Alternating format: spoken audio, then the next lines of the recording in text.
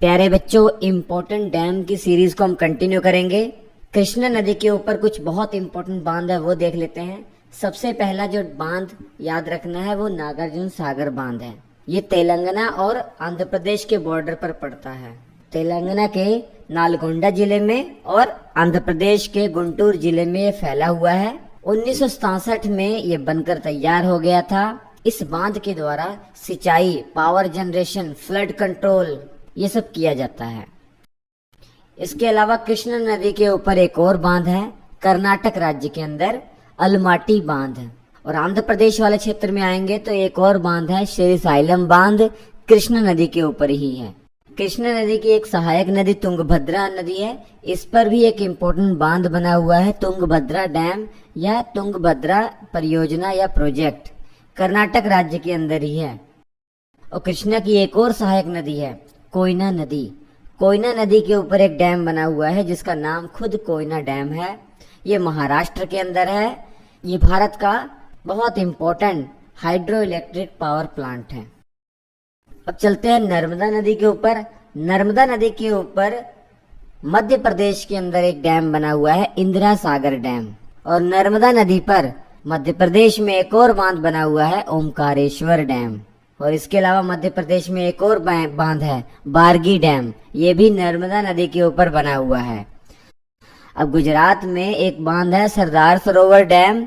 ये भी नर्मदा नदी के ऊपर बना हुआ है।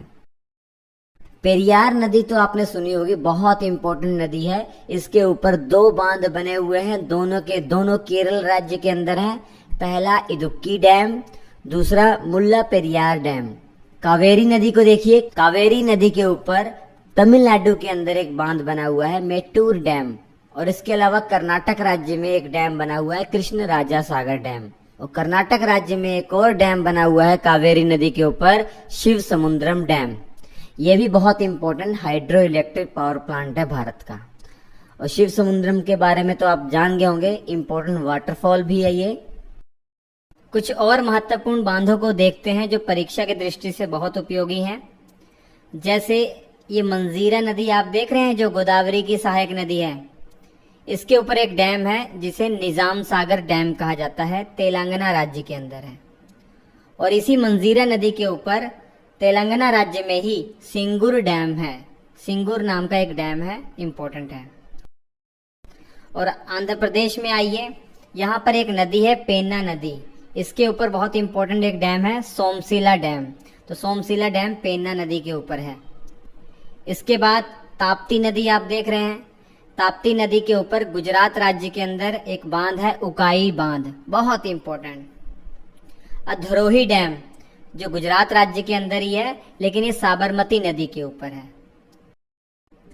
ऐसे ही गुजरात राज्य के अंदर एक और डैम है कदाना डैम। ये भी गुजरात राज्य में है और माही नदी के ऊपर ये बना हुआ है। ये माही नदी वही है जो कर्क रेखा को 2 बार काटती है। इसके बाद गुजरात राज्य में एक और इम्पोर्टेंट डैम है दांतीवाड़ा डैम, जो बनास नदी के ऊपर बना हुआ है। अब आइए शरावती नदी के ऊपर। शरावती नदी के ऊपर कर्नाटक राज्य में एक बहुत इंपॉर्टेंट बांध है जिसे लिंगन मक्की बांध कहा जाता है। ऐसे ही कर्नाटक राज्य के अंदर ही काली नदी के ऊपर 2 इंपॉर्टेंट बांध है, एक कदरा बांध और सुपा बांध।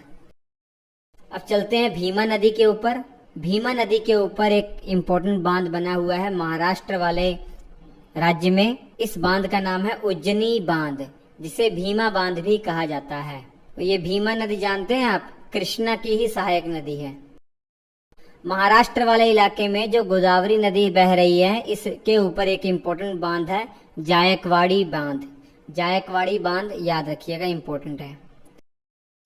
महाराष्ट्र वाले इलाके में एक नदी है परवरा नदी। इस परवरा नदी के ऊपर विल्सन नाम का एक डैम बना हुआ है, विल्सन डैम, इम्पोर्टेंट है। और आखिरी में तमिलनाडु के अंदर वैगई नदी के ऊपर एक बांध है। इस बांध का भी नाम वैगई डैम है। तो ये सभी इम्पोर्टेंट डैम आपको याद होने चाहिए। तो इम्पोर्टेंट डैम का जो चैप्टर है वो हो गया कंप्लीट।